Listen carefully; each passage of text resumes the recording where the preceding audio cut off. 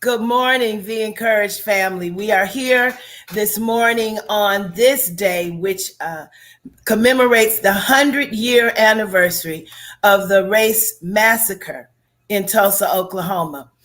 We couldn't let this day go by without acknowledging the day and talking about it with what I'm calling a candid conversation about race relations in Tulsa 100 years ago and its implications on where we are right now as we struggle with some of the same issues today. I have a wonderful array of people with us this morning. I feel like I'm Tiffany Cross right now on Cross Connection because I've got some of the best minds that I know here with us on today. One of them, the first one I will call is my cousin, my first cousin, my brother cousin, but he is the Dr. Obedike Kamau, and he is a noted historian, writer, artist, professor. Many people have crossed his path, and he is a wealth of knowledge, and I cannot wait to hear what he has to say on this subject. And then there's Marcus Holmes, who is the facilitator of Love and Stuff, but keeps us focused on our history and the things that are important about our history. And I could not have this conversation without him. I know he's fitting us into his day, and if he has to leave before we're finished, we understand that. But we just wanted to make sure he was here with us on today to have a different maybe perspective of the way he looks at things based on what his scope of knowledge in HR and his passion for life and his hope is we wanted to share with him on this morning. And then our resident Tulsan, who is living in Tulsa, Oklahoma, has been there from Detroit originally, but has been in Tulsa more than one stint in his life. And so he has a very, very clear understanding on the culture of the community. And we really want to talk about that and how that it transfers over into other areas of the country and that whole history and how history manifests itself in current culture. So good morning, gentlemen. Good morning. Good morning. Good morning. And I'm very, very happy to be here with my sister cousin. As you said, we are cousins and sisters. There's a spiritual connection from when we were children. Yes.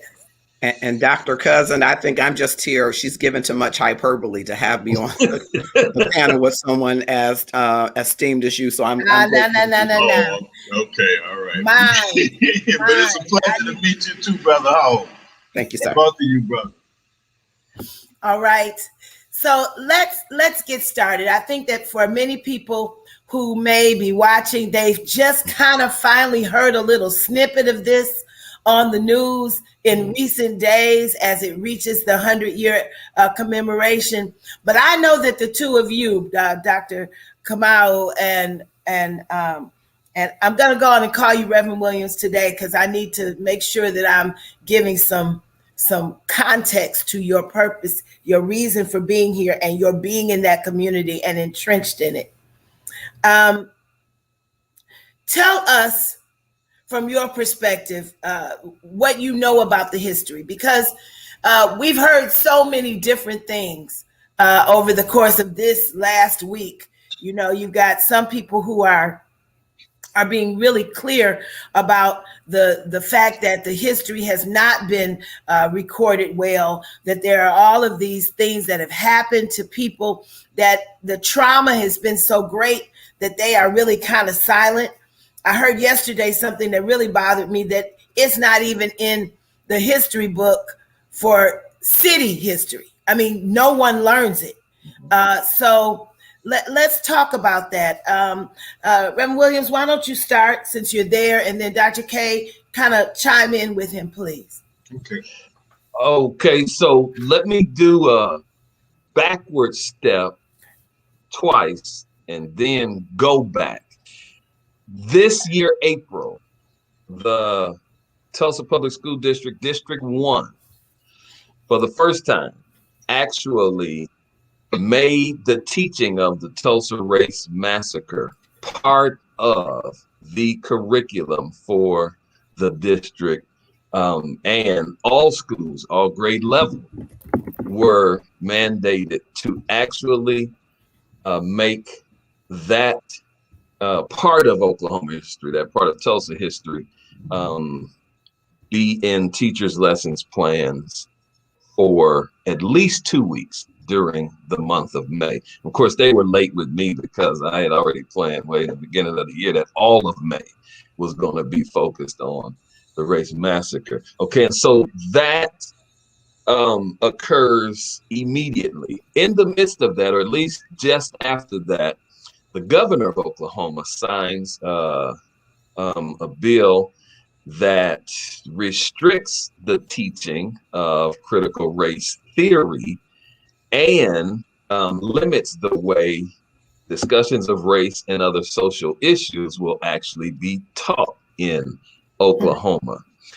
But the Tulsa Public School District pushes back and releases a statement that the district would not be moved from the decision that it had made to continue with the teaching of the race massacre.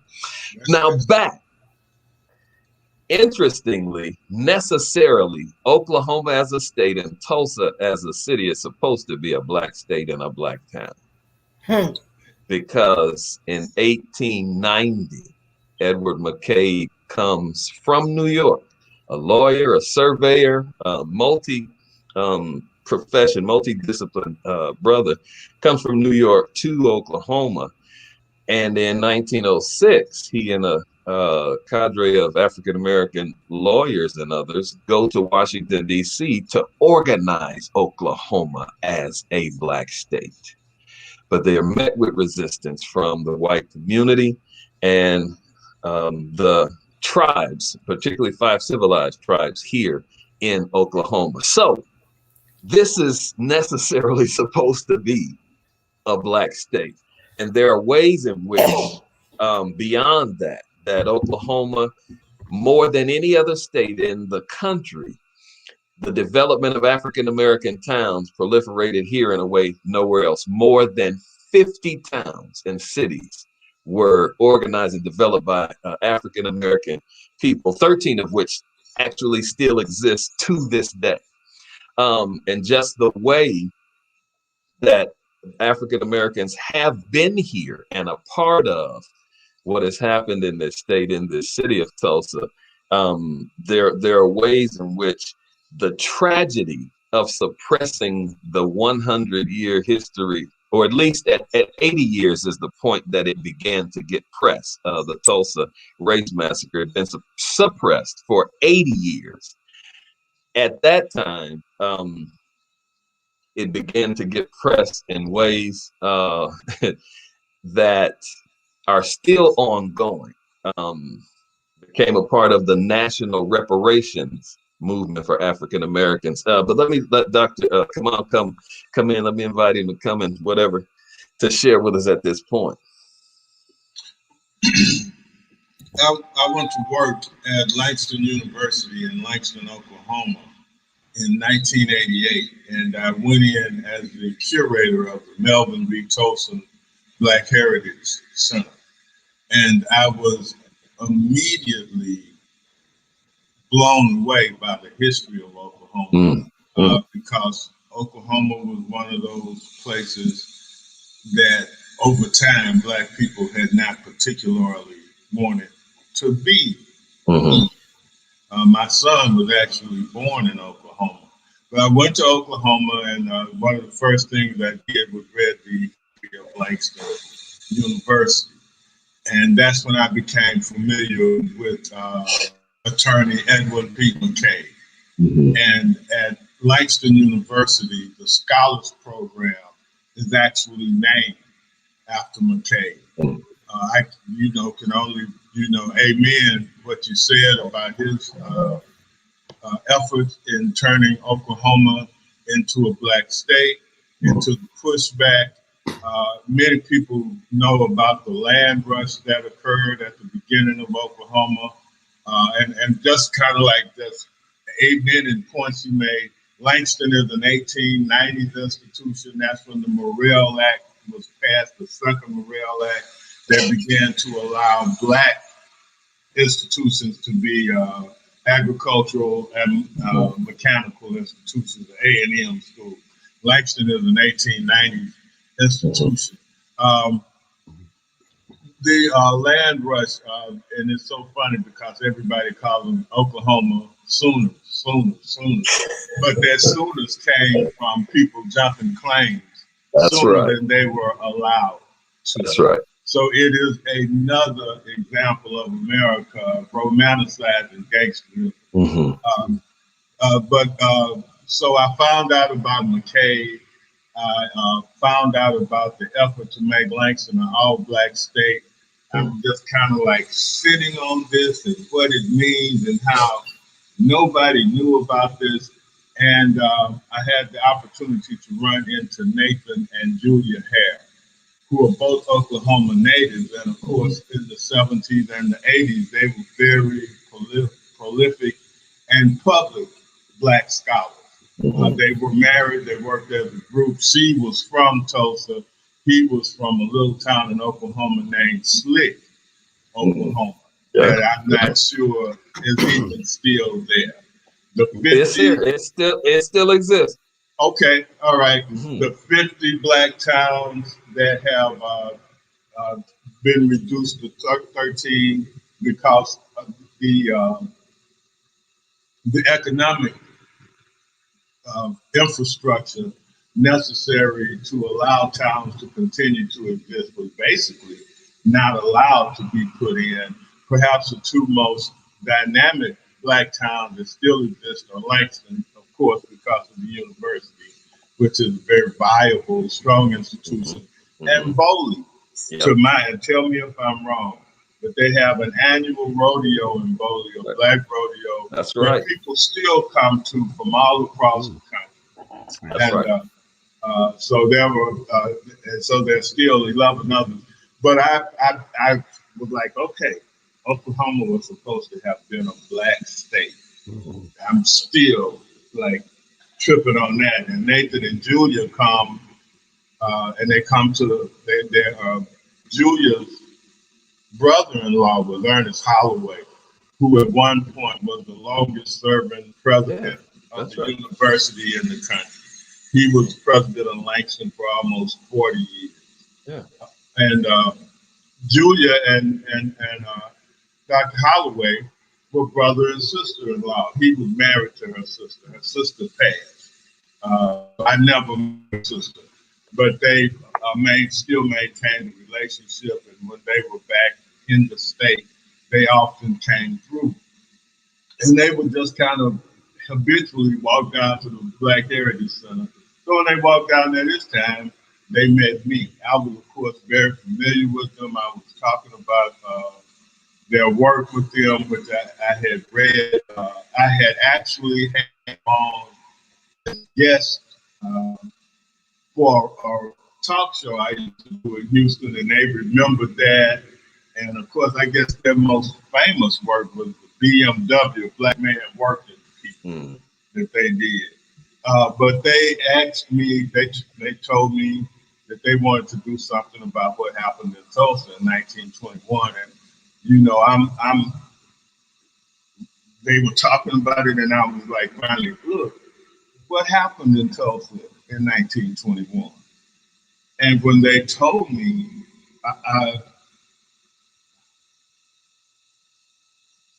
to some degree, it was difficult to accept because you really, as somebody who's reading history and running stuff down, finding out how, you know, the attempt to literally scrub this event out of the history. There are no accounts of it in any of the Tulsa papers, any of the state papers of Oklahoma, the White Daily. There are no accounts of it. They removed them. The Eagle, the Black paper in Tulsa, it was removed from that paper So you can't find editions where this is talked about. The survivors were, of course, afraid to mention it. And it was brought up by, I believe he's passed. His name was Don Ross. Used to be a state representative. That's I believe exactly right. the sister in his position now is named Goodwin. And Don Ross was a student at Booker T. Washington High, and his grandmother told him about it. Yeah. When he was in high school, and he didn't believe her. Let me put a pin in that right quick. Yesterday, last night, and it's on YouTube, and I've shared it on my page, and I hope that you will watch. Tremaine Lee does a really good expert reporting of talking to people. Often when we hear stories, oral tradition has always got a little yeast in it. We know that. But some of the things that are happening right now with the excavation of graves from graves that people were just thrown in, and that's not a new phenomenon for tragedy and travesty that happens to African Americans in communities. If you think back on things like hurricanes and things that happened, it was just a dump grave. They were not allowed to have, any real burial, but they just located. And this mayor, no matter what it's costing him politically, is at least taking a couple of steps. I don't know where his heart is. That's not what I know, but I'm seeing what has been done. And for those who did not want to take the chance to excavate, to go in and to pull up some of those graves, he is doing so. I'm sure it's a push. I'm sure that all of the attention that's been placed on Tulsa is making a difference in that. But I want to get Marcus in here because I know his time is short. Marcus, what had you heard, and how do you feel? And that's why I asked you to come, because they were knowledgeable of Tulsa. I wanted to talk to someone who was not so knowledgeable about it, and how it feels for you the more you keep hearing about this history that's been literally buried. Yeah, it's fascinating to me. I have heard, Valencia, you will know that from the Wolverine State Baptist Convention, There were two ladies who did closing remarks for their annual addresses every year. One of them is Rosa Fowler, who was the director of Young People, and the other is Willie Mae Murkison, who was the president of the auxiliary over the young people and women as well. And they would reference this Negro Wall Street. Yes. And so I must have been 9 years old. That was in the 70s. I'm a 70s baby. And then probably in the 80s, again, I heard the Tulsa Massacre. I had heard of it being a riot, and being a 70s baby, I wouldn't have a context for riots, right? 67 would have been the Detroit riot. So I wouldn't have a personal context, even though during that time, my parents lived on Dexter Avenue. So they were in the throes of that riot, but I didn't have a personal context for that, right? And then I think it's Richard Delgado that says, and I'll read, as marginalized people, we should strive to increase our power, cohesiveness, and representation in all significant areas of society. We should do this, though, because we are entitled to these things and because fundamental fairness requires this allocation of power. So when I hear these learned gentlemen talk about Edward McCabe, that comes to mind to me, that there was this thought that because we had an entitlement that we should be a Black state or Black cities. And so that I find to be very fascinating. Also, with these tribes, we are tribal people, we are communal people. And so here we are enslaved with Chickasaws and Choctaws and Muskegee and Seminoles. We're enslaved there. So we're getting the tribal reinstatement, but then we're given land. And then some are serving in the war. So there is this entitlement that's brewing. Hey, wait, I'm equal to you. I should be able to own land and create and procreate societies and communities. So that's kind of the orientation. I wish that we had the mentality of building our own Black Wall Streets right today, and had that in this young nation that I think the United States of America has the imposter syndrome. It's a young nation and it doesn't really know who it is. Yep. But how wonderful that there was a sect of our people who knew who they were and stood up and built a resistance around that. So I find all of this very fascinating. I think it is important. It's speaking to us even in this day of where we are and who we are relative to how do we go about, what does the resistance look like today? I just want to mention one last thing, riot, massacre, pogrom, I've heard that word. And I'm wondering, was this really an ethnic cleansing of sorts? Get rid of all of the Black people. They were doing fine on that side of the tracks, right? But the moment that you want more than that side of the tracks, we need to cleanse people, and we need to cleanse that it ever existed. That to me is the part. Cleanse it from history, not just cleanse Black people, not just kill Black people, not just get those uppity Negroes, get a gun and get a nigger. Get something that cleanses the history so that nobody will ever try to do this again. Yep. And so that, I think, is something that we have to contend with today, about our history being embedded in everything, so that in this young nation, that our people who are not a young nation, African Americans are not young nation, but we have to make sure that we embed that in the history of our people as we move forward. So I just wanted to share those. That's really good, Marcus. You just said something I wanted to come back to, so that they will never do it again.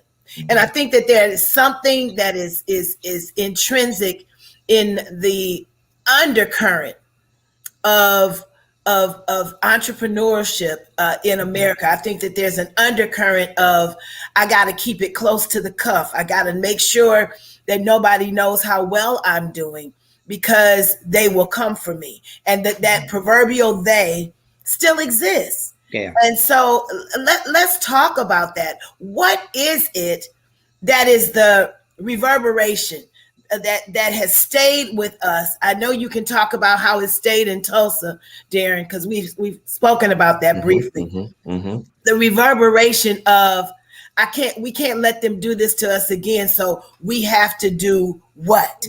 What is it that has been the reverberation of the actions of the 21 massacre? Let me say this to Marcus. He enunciates riot, massacre, even pogrom, and let's not miss Holocaust. Yep. The Tulsa Race Massacre is also a Holocaust. Yes, it was. And any wise student of history would ask, when someone says the Holocaust, you have to ask which one. Because there are multiple. There are multiple in America. And so, to your question, let me take these other couple of steps, because the rationale for white Oklahoma, white Tulsa to never have another Greenwood again comes from, again, the history. So you have McCabe, who comes in 1890. African Americans come in 4 waves to Oklahoma. There are those who actually come because when McCabe gets here, he's putting out the call to African American communities across the country. Come to Oklahoma. It's an Indian territory. It's an unsettled place. This is somewhere that we can actually get a start and do things. But prior to that, understand this. African Americans necessarily never just wanted to have our own thing by ourselves with ourselves. We wanted to have our things wherever we were. It was white supremacy and segregation that forced us to have to go to ourselves and to have our things by ourselves. By nature, we are a people. We're a family. That you already said it, Brother Marcus. We are a communal people. We're a tribal people. And not tribal necessarily because we exclude, but we want to be and have wherever we are. The segregation forces us to Oklahoma because it is so rife across the country. And so McCabe is putting out the call. Others are coming. Most histories start with African Americans coming with the Trail of Tears, with the Indian Removal Act, coming from the Southeast with the 5 tribes this way. And that is true, but that's the 3rd wave. of African Americans coming to Oklahoma. The fourth wave is after the Trail of Tears, when the land rush is called for in the late 1890s, 1896, 1899. At this time, we have O.W. Gurley, who comes from Arkansas. We have J.B. Stratford, who comes from Kentucky. We have A.J. Smitherman, who comes from Missouri. These four brothers become the pillars of the building of what is Greenwood. They become, listen to this, millionaires because of the economic viability of Greenwood. The dollar on Greenwood, just the street alone between Pine and Archer, turns over 12 times before it ever leaves this community. Wow. That is how economic viability gets to become this place. Booker T. Washington comes to Tulsa several times. He'd come and saw what was happening in Greenwood, happening in other places too, but he saw it happening in here in a way that he gives it the moniker, the Negro Wall Street. He sees what is happening there, and he invites other African Americans to come to this area also.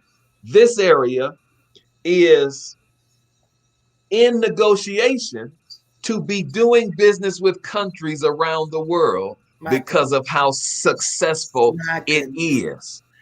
40 by 40 blocks, all built by, and this is the distinction with other African-American successful communities across the country, all built by African Americans, but they own every piece of land, every piece of real estate. Everything here was owned by the people that was in Greenwood. That wasn't true of Harlem. That wasn't true of the other African American communities around the country. It is then now the oil boom that hits in the Tulsa, Oklahoma area. Yes, sir. Dr. Kamau, go ahead. Speak to that. No, I just wanted to say the reason, because what happened in Tulsa happened in Black communities to some degree throughout the South. It was largely based on the segregationist attitude of white supremacy. But the reason that Tulsa was richer than other Black communities was oil. And go ahead, my brother. It's so important, and people never talk about it, even now that they are beginning to talk about it now, because there was a control of oil distribution where Greenwood was geographically. And because they owned that land, they were able to take advantage of the richness of oil. And what that's why they were on the verge of becoming international. Right. And it's interesting that you said that, because I know pockets of East Texas that have these oil rights, and it has helped those communities, but because of that undergirding, those reverberations from what happened in Tulsa, nobody talked about it, but everybody knew. Everybody knew about it. Everybody knew it happened. And so it stopped some of these communities that could have begun to grow and do things with it. It made them just hold on to it and then pass it down to maybe some not as knowledgeable generations who did not do what could have been done. I think that's why I asked about the reverberation of and I don't want to call it fear. I want to call it resignation, because I feel like some people just got resigned to, I'm not going to press this. We're going to, we got this little bit over here. We're going to hold on to this, because if we try to build on it, Tulsa can happen to us. Greenwood can happen to us. Go on. No, I was just going to say the beginnings of what happened in 1921 actually began in the Red Summer of 1919. Exactly. And another thing that we need to keep in mind is that after this period of time from because that's when brothers had begun returning from World War One, and that's when one of the last.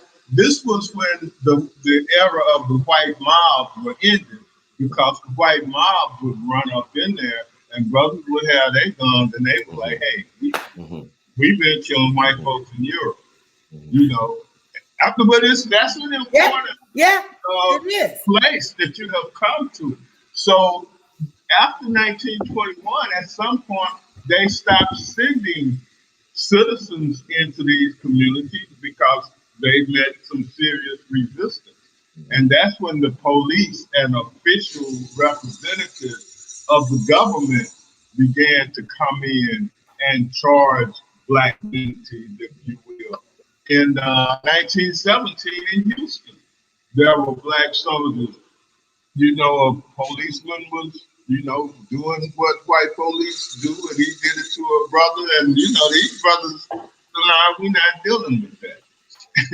And so this stuff, the state is the only way racism could have continued. And that's why when you begin talking about reparations, you have to bring the state on all levels, federal, state, and local, on all levels, cities, counties, because when white citizens were no longer able to, and when they would run into to what had initially been fear, and now it was fierce resistance, they were not necessarily ready to continue to sacrifice themselves. And that's when the police and soldiers, the bombing of Tulsa, and this is amazing. I'm gonna get Brother Williams to go back to it. That was done by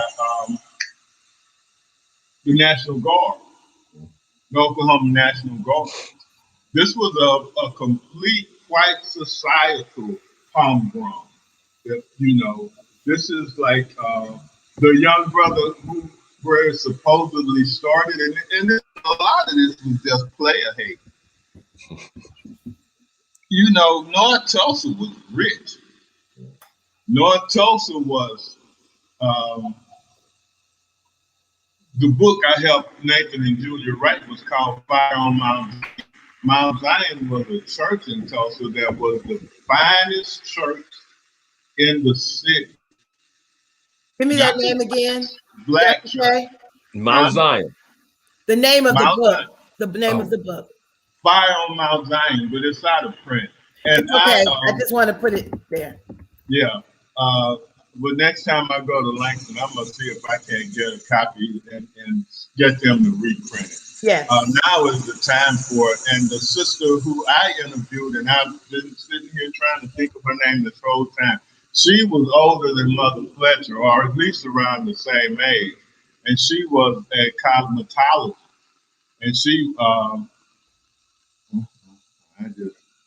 was trying, anyway, but I conducted a series of interviews, and those interviews should also be in the Melvin B. Tulsa Black Heritage Center for Nathan and Julia's book, The Fire on Mount Zion. We need to take a trip. Yeah. We need to take a trip. We really do. Too close to not do it. You know what I'm saying? Yeah.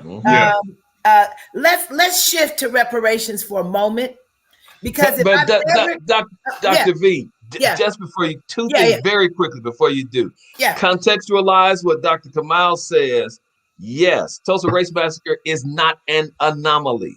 Right. Watch the progressive step. And I'm just making one step. He mentions 1917, but literally since the end of Civil War and passing of Emancipation Proclamation, you have these types of things happening to African American communities and settlement.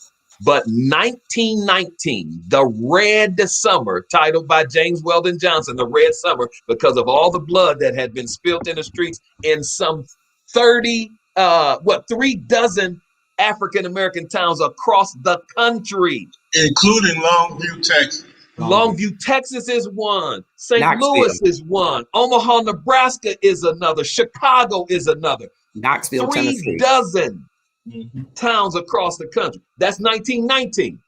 1920, you have the Ocoee Massacre, which is in the Orlando, Florida area, which is an exact same kind of situation. Reason for starting is different. Usually it's the case of an African-American man and some alleged misappropriation with a white girl. Little different in this town. A white man said that he was threatened by a black man in Ocoee, Florida. But that's 1920, and there was a couple other 1920, and then 1921. So Tulsa Race Massacre is not an anomaly. It's an American normality. If we understand and see it in the right way. But here is to the question you asked me previously that I didn't get to, very short response to it. Why is there this determined attempt for African Americans not to rise and have these things again? Because I told you 1906 is when McKay goes and the other lawyers tried to get Oklahoma organized as a black state. 1907 is when statehood is granted. Do you know what the first two bills that are passed by the legislature in Oklahoma? Both of them, Senate Bill 1, Senate Bill 2, are segregation bills. And so from the inception of the state, there is the understanding that we're not going to let them do anything here that we've seen them doing across the country. And when Tulsa and Greenwood does happen, it flies in the face of, it goes against everything that was designed to prevent it from happening. And you know, white people are hard-headed. And when they see it don't go their way, they're not going to stop to make sure they stop whatever it is. And Dr. Kamau said something, and I'm finished in terms of this response, that's why I'm always careful. I don't just say the Tulsa Race Massacre. I'm always saying the state of Oklahoma and the city of Tulsa, because it's a multi-concerted effort in order to limit the movement and especially the rise of African-American people. And reparations actually, yes, is the next piece that comes logically in the question. Yes. The reason I said that, and I'm bringing it up, is this. There are few clear situations where there should be no question about reparations. I mean, there's some other areas where somebody can say, well, we don't know exactly how that went down, and we can, they can, we know they're wrong either way. But this is a clear situation. This has so much clarity for reparations. I've never seen so much clarity. Because you still have the descendants, because it's such a tight-knit community, so to speak. All of your descendants on either side are still in the community. You don't have to go far. That's why they can do these documentaries they're doing right now, and could have always done it. I am so excited that the few survivors that are still alive were able to go to Capitol Hill and put this on the real books. On the books of not just a conversation or not just a documentary, but on the books, on the congressional record that this happened. And so talk to us about, Dr. K, I know where you are about reparations. So we're good with that. So come on, y'all, let's talk reparations. Let's talk about what it means to have some reparations for this Holocaust when we see that there are reparations for Holocaust for other people. But yet, Teaching in Langston is when I became familiar with the reparations movement.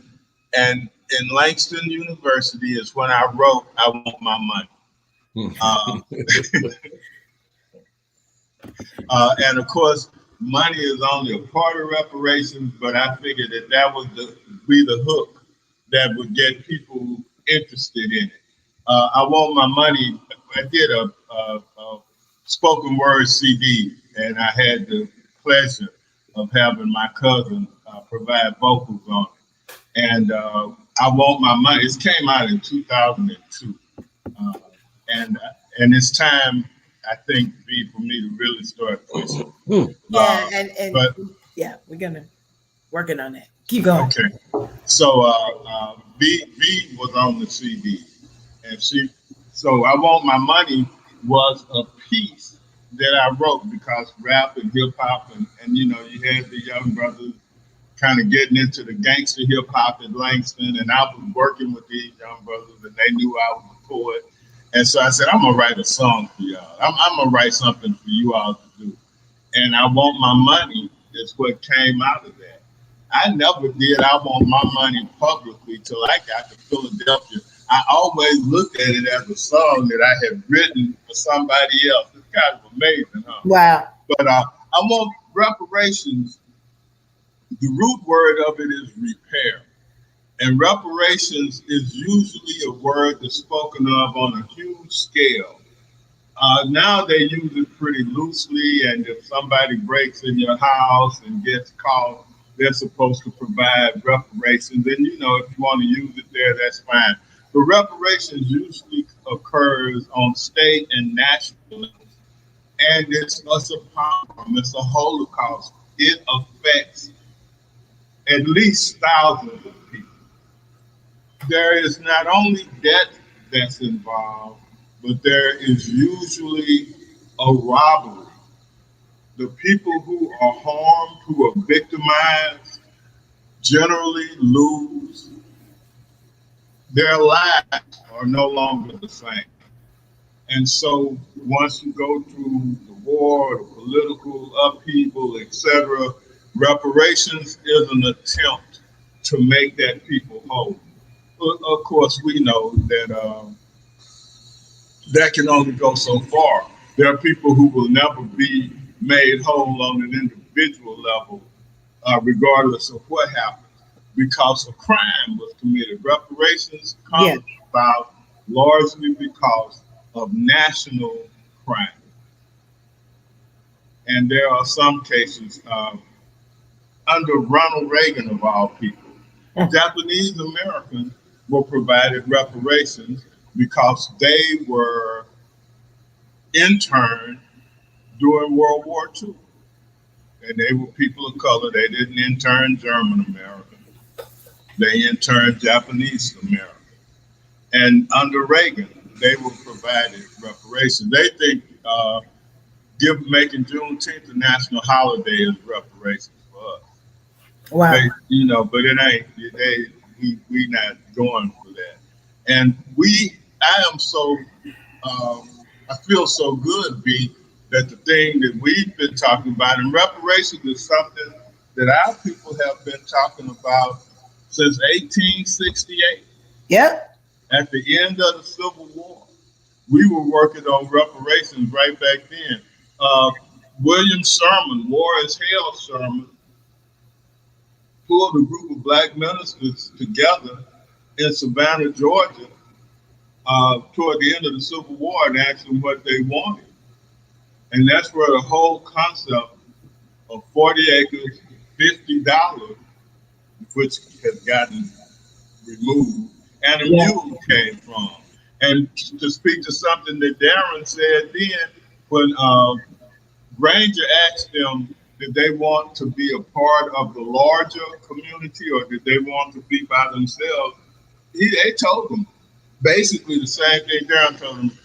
You know, white folk are crazy.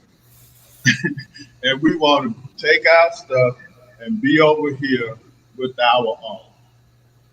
And another thing that you said that's so important, people are always saying, this is not who we are. Yes, it is who you are. And if history was taught correctly, people wouldn't even be saying this is not who we are. People would be saying we need to change who we have been, because this is who you are. You know, thank goodness to some degree, it's not as violent, overwhelmingly violent. You know, how did they say it? From Jim Crow to James Crow Esquire. You know, anybody who plays dominoes knows about getting pencil whipped.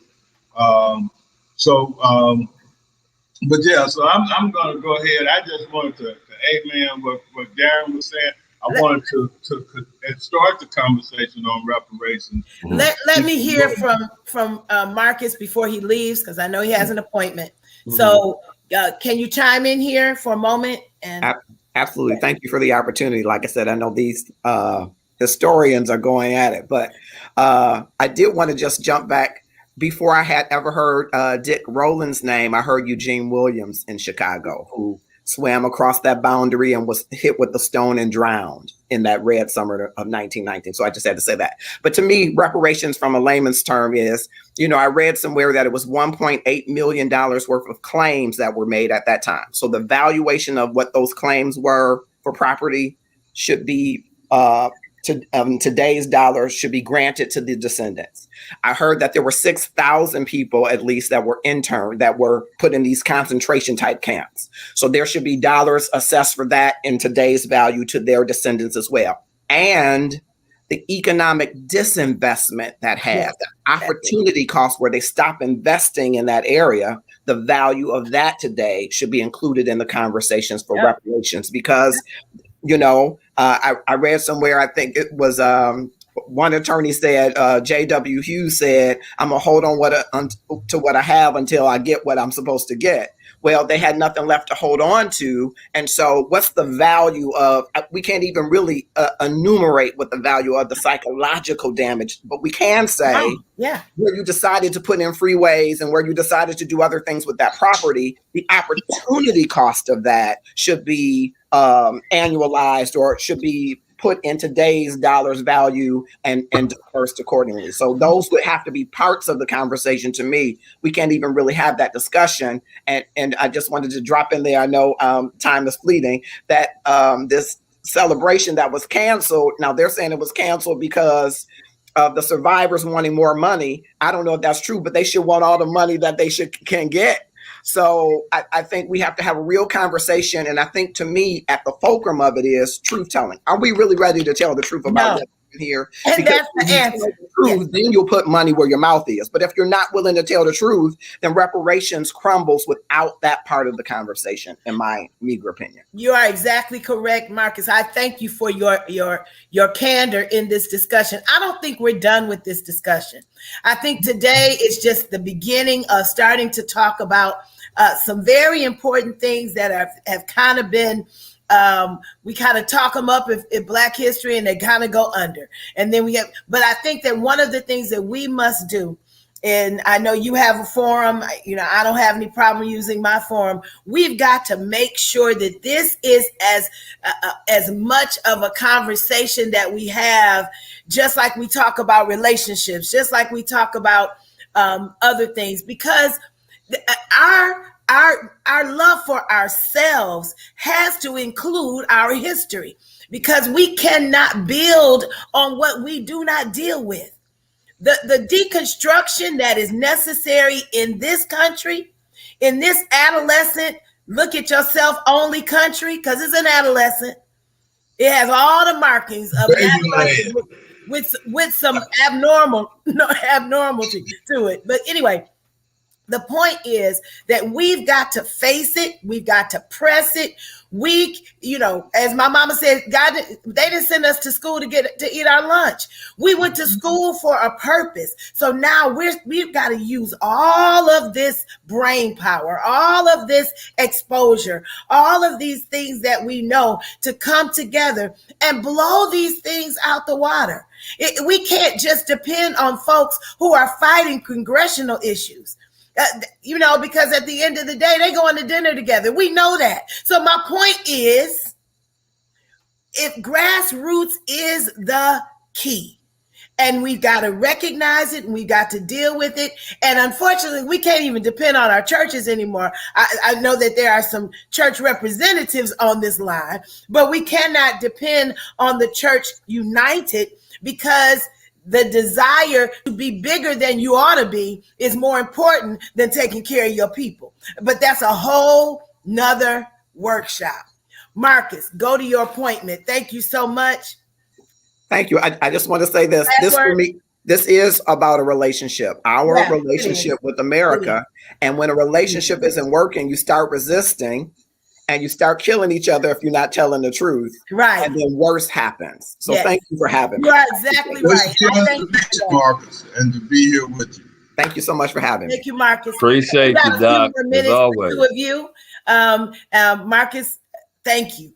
And I didn't mean to go on that rant, but That's my passion about this thing. And and I am very concerned that the institutions within us that used to be our stay are now as suspect as those that we are trying to resist against. And so my question to each of you is, as we talk about this, and as I said, we there's a whole lot more to talk about, but as we look at this history, as we look at it now being peeled open like an onion, and it's going to get worse, because the more that things get talked about, like the Red Summer that people don't remember, and now they go look at it again and start to unpeel this onion, the anger that is going to ensue for all of these years of mistreatment, of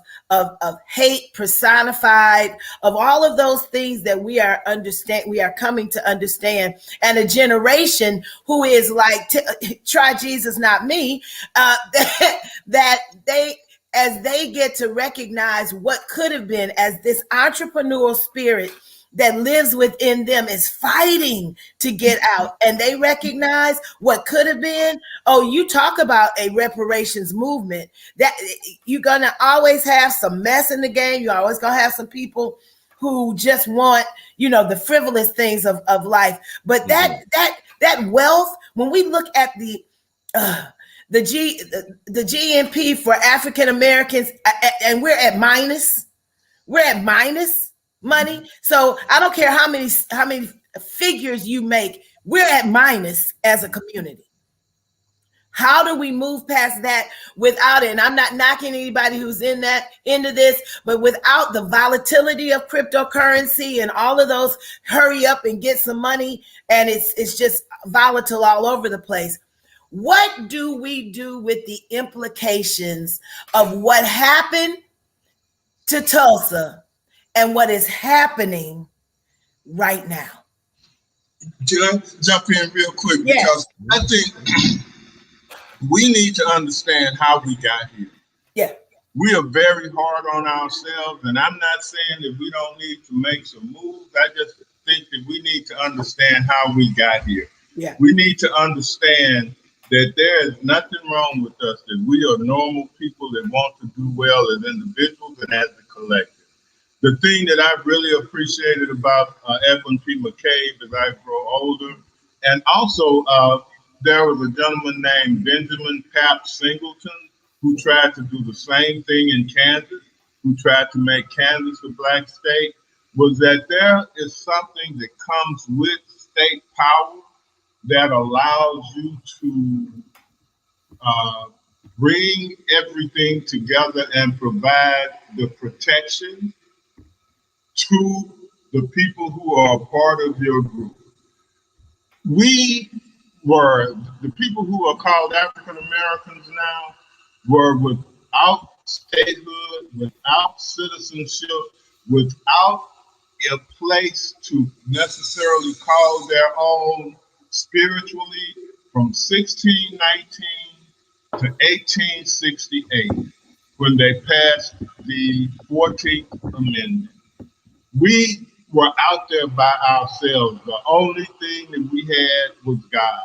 I used to deal, when I taught in Denver, I ran into a Civil War expert in the history department who got angry with me because I was teaching that our people, caused the Civil War spiritual.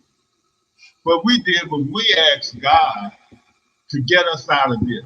Yeah. We didn't know how. It couldn't have been a natural disaster. It wouldn't have been weather. It had to be a social chaos and determined. It had to be a war.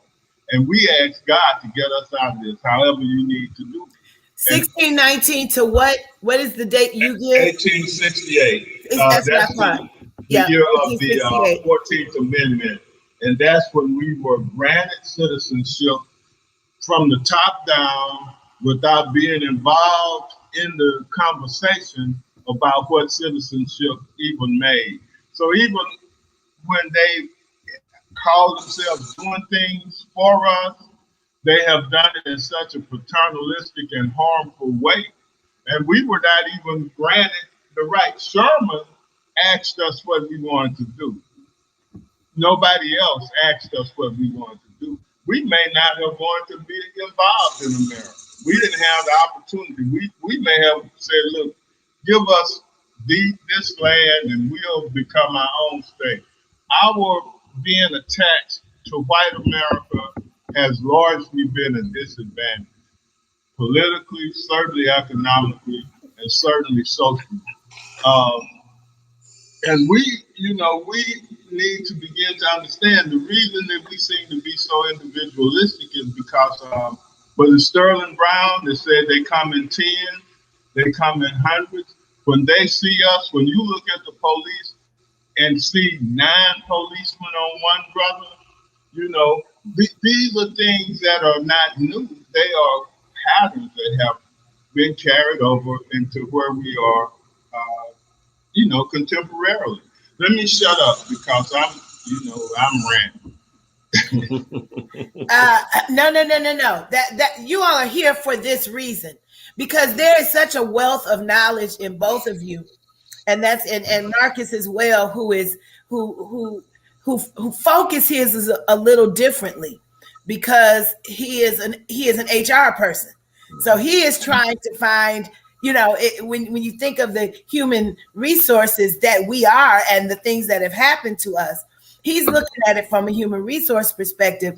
But here are these two history, politically savvy, but very, very African American entrenched, learned brothers that I really wanted you all to come and kind of, as you have been doing, kind of tag teaming on each other, because I think that what has happened is that these voices are not heard. That's right. Are not heard. And people need to know that everything's not new. This wokeness that some people are touting today. Your wokeness is late. There's some folks been woke a long time. And I think we have to continue to put this in the forefront. Anyone who is watching, anyone who watches later, share, send this to people have conversations around what this conversation is talking about, and let's begin to build an online think tank. We've tried to do it one-on-one. Then what happens is COVID comes, and even our meetings get shut down. It's time to take the gloves off and say, we're going to have some online think tanks, and whoever gets to hear it, you get to hear it, because we've been silent and quiet too long. And trust me, there are think tanks going around right now of white supremacy. They don't care. They don't care who knows that they're doing it. And so we've got to meet boldness with boldness. And I'm not talking about violence. So anybody who says that I'm saying that, you're lying, the truth is not in you. I'm talking about some candid, fruitful conversation, so that we can, as a people, as a group of people, both the younger and the middle and the older, come together and have a clear understanding of what has happened, so that we can then begin to build on what can happen. And I'm going to, real quickly, I'm going to tell you something else. First of all, it's laughable that they call themselves trying to stop the teaching of Black history. Because this is something that they've done very well for centuries. But that level of desperation is so high that now they can't even hide it.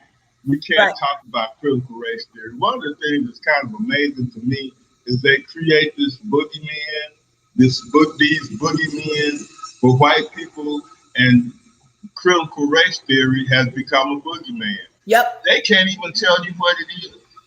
The people that they are talking to, the people who are using it, the people who say let's not teach it, don't even know what it is. They don't have a definition for it. But we need to deal on a more in-depth level Absolutely. than they do, but they are running scared. I'm sorry, it looks like it's being strong, but they're running scared. Oh, and that's this the truth. history is coming out, and it's like when the old man is about to get caught. He starts doing a lot of different things to try to prevent that from happening. But that's what's going on. And it's happening across the board, whether it's the voter suppression, whether it's all of these, this smoke screen of make you focus on this while we're doing all of this underneath. The game that has been played for centuries, we are hip to the game, which is what they don't understand, which is why, as I said on yesterday, you can try all you want to. The jig is up. We know how you play. We know how you work. We know what you do. And we're not moved by it. We are not going, they were not depending on, if they could have stopped the mindset of a Stacey Abrams, they would have. But it's out here now. We know what can happen. So you've allowed us to see what can happen. So now, and with people who are learned, we are not just, we're grassroots, but we're also, doctors and lawyers and Indian chiefs, as they say. We're there.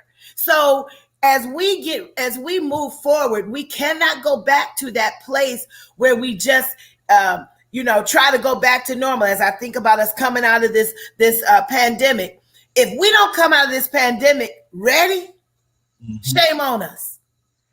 We have had 15 months to get our heads together and get our act together. I don't intend to go back to what was. There's no going back to it. We've seen too much. We felt too much. We've gone through too much. We must go forward to what is. And I'm grateful to the two of you for your consistency. Dr. K, you've been consistent since you taught me about Tulsa when you were in Langston. Okay. And so I know that there are minds, and I know that sometimes it's a scary place to be, but I think that the place for those people who are the rebels, the radical ones in our culture, the ones who are willing to be the warriors, has to be in these forums. We've got to make sure that we're out here, and we cannot think that the people are coming to us. We got to go to them. The church found that out. So now it's time for us to find out that we have to come to the people to discuss the things that are absolutely important for our people, and to get rid of and to diffuse all the conspiracy theories, because you're always going to have somebody who look like us who's going to be working for somebody else. You all know exactly what I'm saying. So truth has to be on the forefront. And so I am grateful to both of you today. We are not done with this discussion. I would like to see us have the discussion again. I just wanted to mark this 100-year commemoration as the with the reverberation that we're not done, that it's 100 years since this, but every large Black community in America has had something similar happen to it, South and North, because urban renewal, as they call it, but urban removal is what it really was, happened everywhere. I want to leave you with this thing that Bobby Easton Sr. said on the documentary, and it really resonated with me. He said, "I don't choose to be uncomfortable, but reality has made me uncomfortable." And we don't choose to come at this thing like this, but reality has made us have to do it. And so if we're going to leave, as I see, a legacy for young people to say that they do not have to accept what the status quo gives them, if we're going to be able to shift their minds away from the numbing of their minds from celebrityism and materialism and all of those things, we're going to have to be out here spitting truth in a way that they can hear it, ingest it, and begin to use the greatness that they have. These are some of the smartest young people, creative young people the world has ever seen. You got one Dr. K, and they're smart, but their galvanizing is what the greatest fear is. I say we make those fears reality, and we help them to galvanize themselves to be the best that they can be for not only themselves, but for our people. I thank you. Thank you, Reverend Darren Williams, Tulsa resident, Dr. Obedike Kamau, the resident guru of our family and the sage of our generation. And we thank you for your being here with us on today. I know this is taking Veeencouraged in a whole nother direction, but I believe that there's a reason for it, that I can be encouraging on Tuesday and informative any other day of the week and still be an encouragement to those of you who need it. Thank you to those of you who are here. Thank you, Veronica, for saying very informative. And those who have been here today, please share, and share again. And when it gets low on your timeline, share it again. Because that's the only way that we're going to get the information out. May God bless you. And thank you. And we'll talk soon. Peace. All right. Bless you. Thank you for the platform.